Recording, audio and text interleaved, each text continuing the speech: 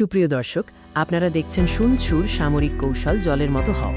শুন সুর art of war থেকে একটি বিখ্যাত উক্তি, জল যেমন উঁচু স্থান এড়িয়ে নিচের দিকে ছোটে, তেমনি যুদ্ধে দুর্বল জায়গায় আঘাত হেনে শক্তি এড়িয়ে চলতে হয়।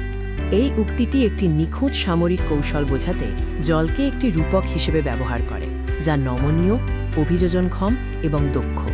এই ভিডিওর মূল বক্তব্য হল শক্তি এড়িয়ে যাও এবং শত্রুর দুর্বলতম স্থানে আঘাত হানাও সবচেয়ে কার্যকর কৌশল। এই কৌশল দুটি মূল নীতির উপর ভিত্তি করে তৈরি: শত্রুর শক্তি পরিহার করা এবং তাদের দুর্বল জায়গায় আঘাত হানা। ঠিক যেমন জল স্বাভাবিকভাবেই উঁচু বাধাগুলো এড়িয়ে যায়, একজন বুদ্ধিমান সেনাপতি শত্রুর প্রধান শক্তি, সুরক্ষিত ঘাঁটি বা যেখানে তারা সবচেয়ে প্রস্তুত, সেই এলাকাগুলো এড়িয়ে চলেন। জল যেমন দ্রুত নিচের দিকে ছোটে, তেমনি একটি সেনাবাহিনীকে শত্রুর দুর্বলতম স্থানে মনোযোগ দিতে হবে, যেমন দুর্বল সরবরাহ লাইন, ক্লান্ত সৈন্য বা অরক্ষিত দিক। জলের কোনো স্থির আকার নেই, এটি যে পাত্রে থাকে তার আকার নেয়। যুদ্ধ এর ব্যতিক্রম নয়। আপনাকে অবশ্যই শত্রুর বর্তমান অবস্থার ভিত্তিতে আপনার কৌশল পরিবর্তন করতে হবে। এই সামরিক কৌশলটি বাংলাদেশের ইতিহাসে ১০১ সালের মহান মুক্তিযুদ্ধের প্রেক্ষাপটে কিভাবে প্রযোজ্য ছিল তা দেখা যাক। মুক্তিযুদ্ধের সময় মুক্তিবাহিনী শক্তিশালী পাকিস্তানি সামরিক বাহিনীর বিরুদ্ধে একটি অসাধারণ গেরিলা যুদ্ধের কৌশল অবলম্বন করেছিল।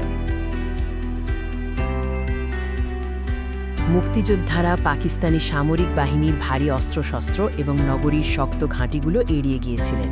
তার পরিবর্তে তারা গ্রামীণ এলাকা ব্যবহার করে বিচ্ছিন্ন টহল এবং দুর্বল সরবরাহ লাইনে আচমকা হামলা চালিয়েছিল।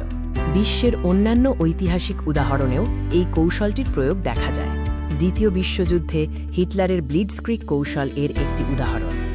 ফরাসিদের শক্ত ম্যাজিনো লাইন সরাসরি আক্রমণ না করে জার্মান বাহিনী দুর্বল আর্দেন ফরেস্টের মধ্য দিয়ে আঘাত হেনেছিল।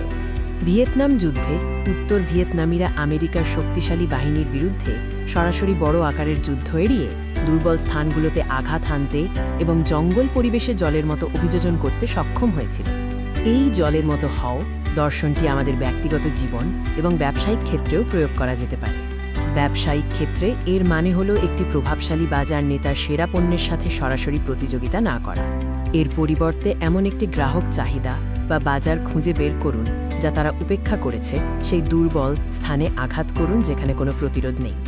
শুন সুর এই কৌশল আমাদের শেখায় যে নমনীয়তা এবং অভিযোজন ক্ষমতাই সাফল্যের চাবিকাঠি। জলের মতো হন, আপনার লক্ষ্য অর্জনের জন্য সর্বদা পরিস্থিতি অনুযায়ী কৌশল পরিবর্তন করতে প্রস্তুত থাকুন।